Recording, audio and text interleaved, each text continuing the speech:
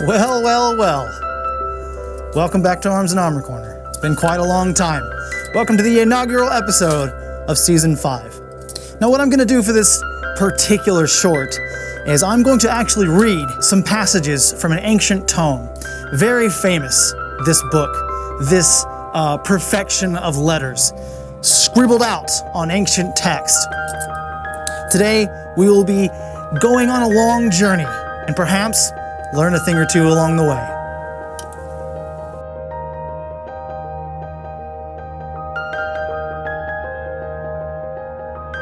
An internet swordsman at the end of his pitiful rope reads you a book, and it's a great idea. Shrek by William Steig. His mother was ugly, and his father was ugly. But Shrek was uglier than the two of them put together.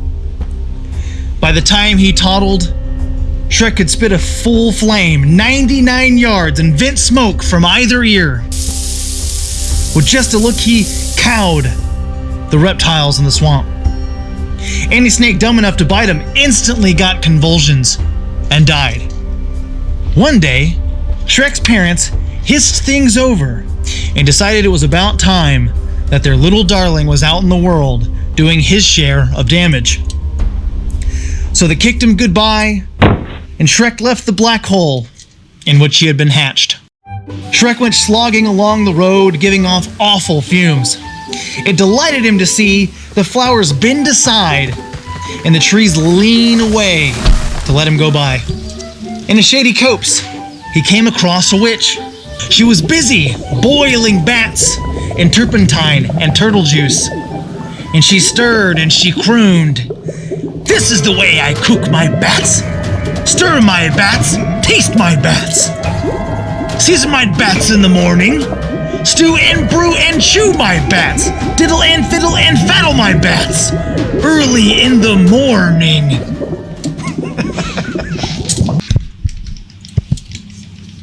"What a lovely stench," Shrek cackled. The witch specialized in horrors, but one single look at Shrek made her woozy. When she recovered her senses, Shrek said, "Tell me my fortune, madam, and I will let you have a few of my rare lice." "Splendid," crowed the witch. "Here's your fortune." "Potchki, potchki, ickety pitch. Pay attention to this witch. A donkey takes you to a knight, and him you conquer in a fight. Then you wed a princess who is even uglier than you.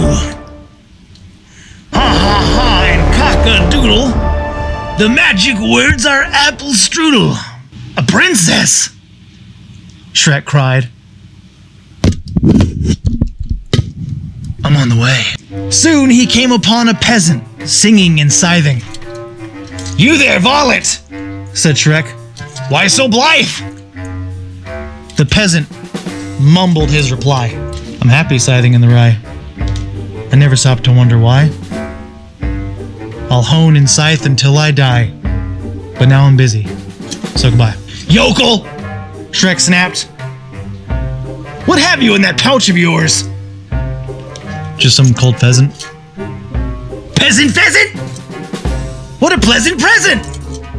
The last thing the peasant saw before he fainted was Shrek's glare, warming up his dinner. Shrek ate and moved on.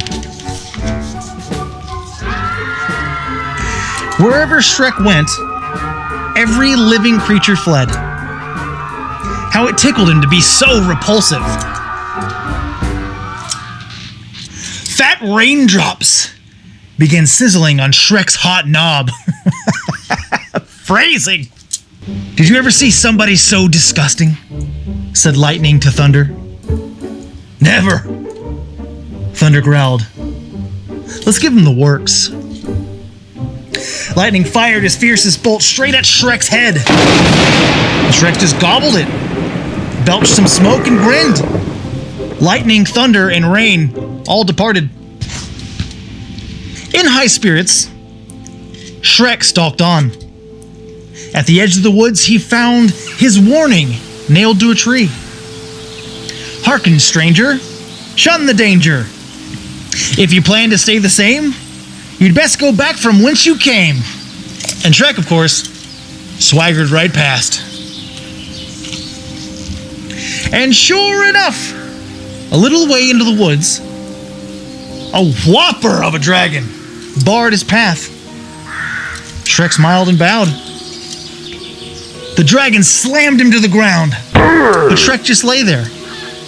He was amused.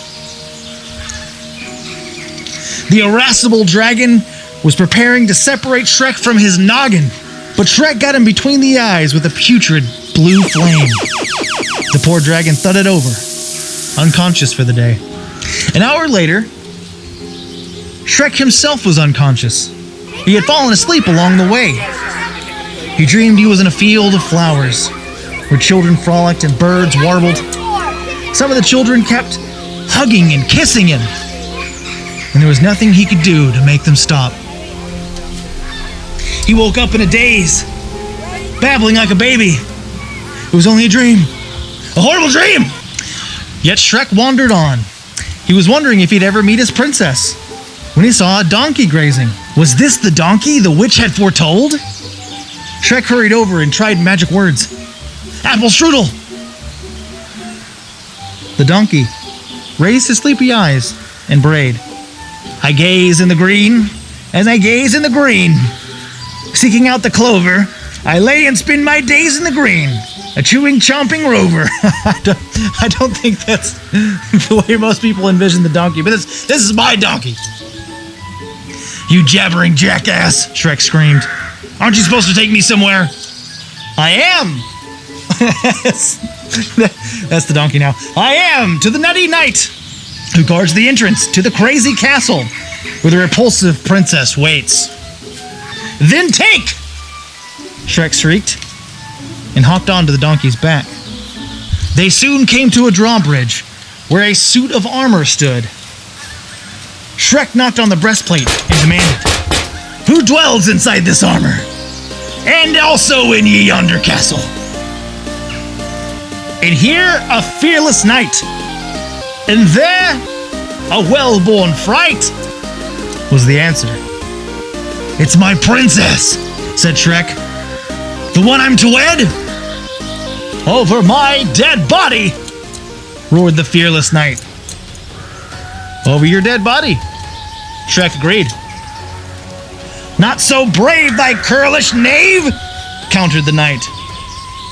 Do me the honor and step aside, so Shrek can meet his bride, Shrek commanded. Magician's mercury, plumber's lead, I smite your stupid scabby head. And the knight smoked. Shrek popped his eyes, opened his trap, and bellowed a blast of fire. The knight, red hot, dove into the stagnant moat. With a nasty snort of triumph, Shrek crossed the bridge and marched into the castle. And there, for the first time ever, he found out what fear was. All around him were hundreds of hideous creatures. He was so appalled he could barely manage to spit a bit of flame. All these horrid others spat back. He started to run. They all ran. He lashed out at the nearest one. But what he struck was glass. Shrek was in a hall of mirrors. They're all me! He yodeled. All me! He faced himself, full of rabid self-esteem, happier than ever to be exactly the way he was. He strode on in and his fat lips fell open. There before him was the most stunningly ugly princess on the face of the planet. Apple strudel, Shrek sighed. Cock-a-doodle-doodle, cooed the princess. Said Shrek, your horny warts, your rosy winds, like slimy bogs and fusty fins, thrill me, said the princess. Your lumpy nose, your pointy head, your wicked eyes so livid red, just kill me, said Shrek. Oh, ghastly you, with lips of blue, your ruddy eyes, your carmine styes, enchant me. I could go on, I know you know the reason why I love you so. You're ugly, said the princess. Your nose is so hairy. Oh, let us not tarry. Your lick is so scary. I think we should marry. Shrek snapped at her nose. She nippled his ear. They clawed their way into each other's arms. Like fire and smoke, these two belonged together. So they got hitched as soon as possible, and they lived horribly ever after, scaring the socks off of all who fell afoul to them. It is a shame Mr. Steeg could not live to see the day that his creation was destroyed for the corporate overlords. Suckle it dry, boys!